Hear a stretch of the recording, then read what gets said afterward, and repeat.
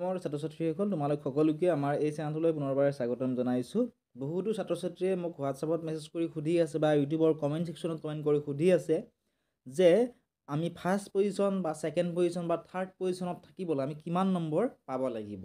অৰ্থাৎ এই যিটো NIMS এক্সাম আছিল, এই NIMS এক্সামটোত যদি ফাৰ্ষ্ট পজিশ্যন পাব লাগে বা ছেকেণ্ড পজিশ্যন পাব লাগে আমি কিমান নম্বৰ পাব লাগিব। গতিকে এইটো চাবৰ কাৰণে আমি লাষ্ট ইয়াৰ অৰ্থাৎ 2023 চনৰ যিখন ৰিজাল্ট শ্বীট আছিলে, ঠিক আছে, এইখন আমি চাব লাগিব। তাত ফাৰ্ষ্ট পজিশ্যন কিমান নম্বৰ পাওঁতে তেওঁ পাইছিলে, ঠিক আছে। গতিকে চোৱা, ইয়াত ধুনীয়াকৈ লিখা আছে ফাৰ্ষ্ট পজিশ্যনৰ কথা। নেক্সট ইয়াতে লিখা আছে কেণ্ডিডেট নেম, ঠিক আছে। ইয়াত কেণ্ডিডেটজনৰ নামটো দিয়া আছে কৃপাল শৰ্মা। তাৰপিছত তলত ৰোল নাম্বাৰ এইটো দিয়া আছে। তাৰপিছত মাৰ্ক অবটেইন, কৃপাল শৰ্মাই কিমান নম্বৰ পাইছে ইয়াত দিয়া আছে। কৃপাল শৰ্মাই মেথত পাইছিল, অৰ্থাৎ মেণ্টেল এবিলিটি টেষ্টত পাইছিলে 82 মাৰ্ক, স্কলাষ্টিক এবিলিটি টেষ্টত পাইছিলে 77 মাৰ্ক, টোটেল মাৰ্ক পাইছিলে 159।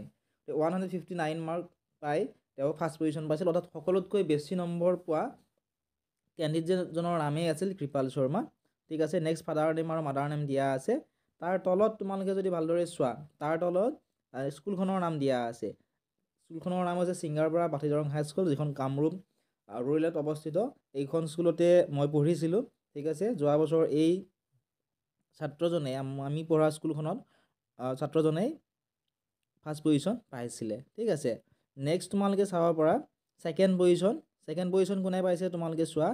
ছেকেণ্ড পজিশ্যন পাইছে কৃষ্ণাক্ষী দেৱীয়ে, ঠিক আছে। কৃষ্ণাক্ষী দেৱীৰ ৰোল নাম্বাৰ ইয়াতে দিয়া আছে, ঠিক আছে, তোমালোকে চাব পাৰিবা। তাৰপিছত মেথত কিমান পাইছিলে কৃষ্ণাক্ষীয়ে, 80 পাইছিলে। আৰু চেটত অৰ্থাৎ স্কলাষ্টিক এপ্টিটিউড টেষ্টত পাইছিলে 77। টোটেল মাৰ্ক পাইছিলে কৃষ্ণাক্ষীয়ে 157 মাৰ্ক, ঠিক আছে। তাৰপিছত ইয়াতে মাৰ্কখিনিও ধুনীয়াকৈ দি থোৱা আছে।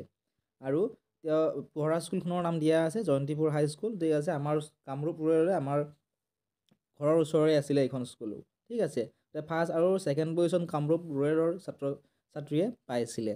এতিয়া থাৰ্ড পজিশ্যন কোনে পাইছে চাওঁ আহাচোন। থাৰ্ড পজিশ্যন পাইছে জেৰিফা খন্দাকৰে। জেৰিফা খন্দাকৰে মেথত পাইছিলে 80, চেটত পাইছিলে 76, টোটেল পাইছিলে 156 মাৰ্ক, ঠিক আছে। জেৰিফা খন্দাকৰে পঢ়া স্কুলখনৰ নাম আছে বাপুজী গাৰ্লছ হাইস্কুল, কামৰূপ ডিষ্ট্ৰিক্টৰে। নেক্সট তোমালোকে চোৱা, থাৰ্ড পজিশ্যন বহুকেইজনে পাইছে। কাপিল কাশ্যপ পাটোৱাৰী পাইছিল, ঠিক আছে, কামৰূপ ডিষ্ট্ৰিক্টৰে বুঢ়া LB হাইস্কুলৰ। আৰু কাপিল কাশ্যপ পাটোৱাৰীয়ে 156 মাৰ্ক পাইছিলে। নেক্সট তোমালোকে চোৱা লিজা নাথ। লিজা নাথেও থাৰ্ড পজিশ্যন পাইছিল, টোটেল মাৰ্ক পাইছিলে 156। গোটেইকেইজনে চোৱা 156 পাইছে, গতিকে থাৰ্ড পজিশ্যনত তেওঁলোক আছে।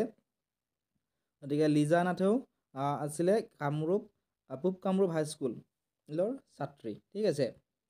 তাৰপিছত চোৱা আৰু কেইজনমান আছে, গোটেইকেইজনে থাৰ্ড পজিশ্যন পাইছে।